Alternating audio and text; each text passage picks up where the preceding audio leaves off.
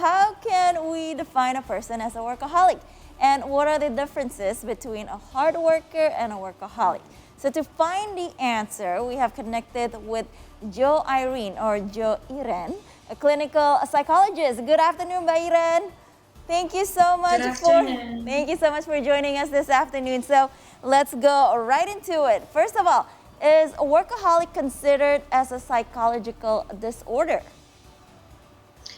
Okay, well, theoretically, no, because there's no diagnosis named workaholic, but it might be considered as obsessive, like work obsessed, or maybe performance anxiety, when we're very anxious about our performance until it makes us work over time and very, very workaholic.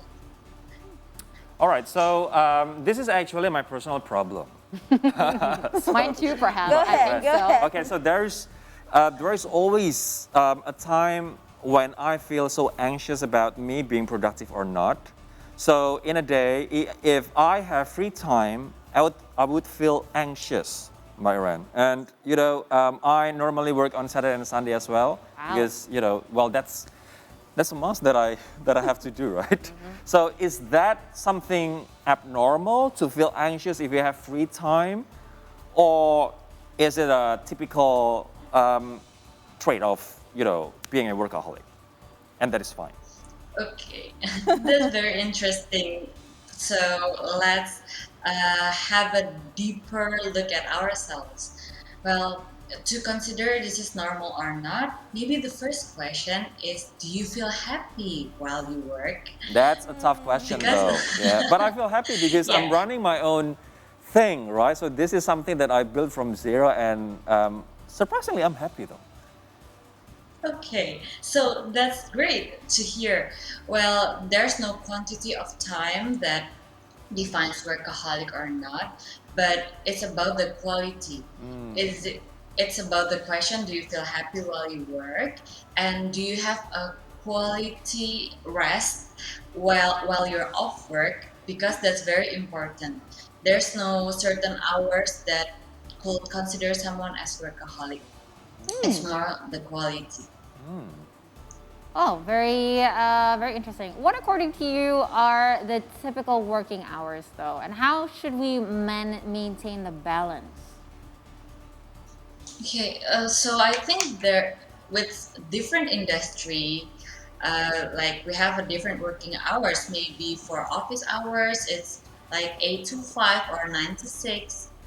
But for maybe in the showbiz industry, it's a very different thing, right?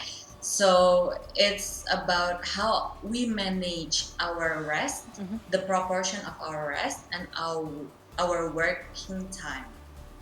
So there's no certain hours that could make someone a workaholic. It's about the our proportion of rest. So at least we have to rest maybe 4 to 6 hours for adults.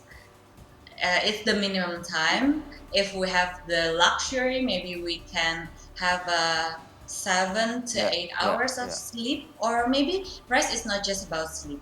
yeah. We can have enjoyable time with me time maybe, or like socializing with friends. I can't sleep less than 7 hours a day. It has to be In a seven day, or it has to over. be 7 Well, then you're hours. getting enough rest. Don't worry. Yeah. Yeah, okay. So you're not a I'm not worrying workaholic. about You're good, all right? I'm good. Okay. So again, me time is important. So, what makes one a workaholic is the work environment one of the causes. Yes, of course. Like the causes of workaholic can be divided to internal and external, or maybe environmental. Because internally, some perfectionist people with characteristic of perfectionist, they might develop workaholic in them, or maybe when they have heightened anxiety about their performance, they are constantly worrying about, do I perform well, do I have work enough, like their thoughts make them work so much until they become workaholic. But the interesting question from you is, like, can environment make someone workaholic? Yes. definitely. Because for some environment which have the value of, you know, demanding, high demanding, make someone that's not workaholic becomes workaholic Uh, because like they can't Pressure. perform enough. Yeah, they're very pressured. Or maybe they have the environment that's performance based, always performance based. Like, I don't care about the time you uh, spend working, but I just care about the performance. Those Okay. kind of environments can create a workaholic in some people. Okay, so Mbak Iren, our dear friend Kai today has been working for 12 hours. I've had Can you enough rest, imagine that? So she started at 4 a.m. and now she's still working until 7, right? So, but we can see from her eyes that she's enjoying what she's doing today, right? Because broadcasting, radio, television has been her passion. So, is she considered as a workaholic or not? Okay, interesting. But Kai, I hope you're really enjoying it. But for everyone, it's not just for you, of course. For of course me too, and everyone here. Like we can see about our thoughts. Yeah. Our thoughts always preoccupied with work, or we can also think about our family, friends, our hobby. If our thoughts are always preoccupied only by work, or maybe majority by work, we have to be aware. Am I starting to become workaholic? And also our emotions. If our thoughts are already preoccupied, our emotions, like are we happy or are we pressured or feeling guilty while not working? Like we have to also see those 2 points about the thoughts, the emotions, and also the behavior. Do we have time to rest? So, Iren, probably we have time for one more question, and this is probably for a lot of people who are watching right now. You know, starting a checklist: Am I a workaholic or not? But the question is simply: when we start realizing that perhaps we're becoming one, we started feeling these obsessive anxieties and everything, the pressure that if we don't perform, this and this is going to happen. That's all we think about. Do you have a tip?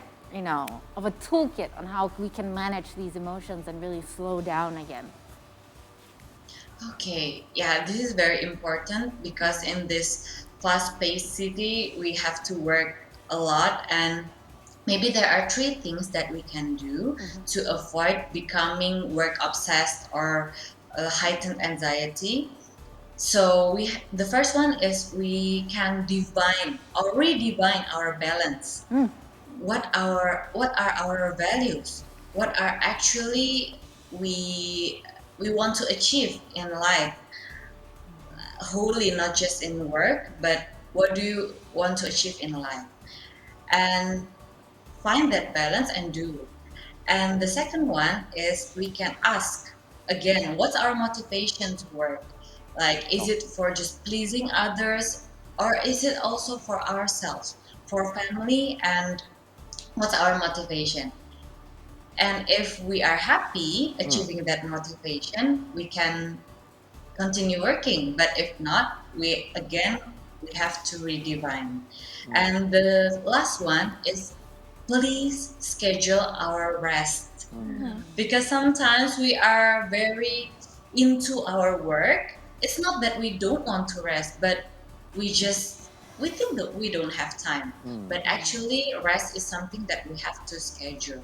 All right, as long as we're happy and 7 hours of sleep in a day. Yeah. So thank you so much, Mbak Jo Iren, a clinical psychologist, for your thought and for your time for us today. Yes. You're welcome. Thank you.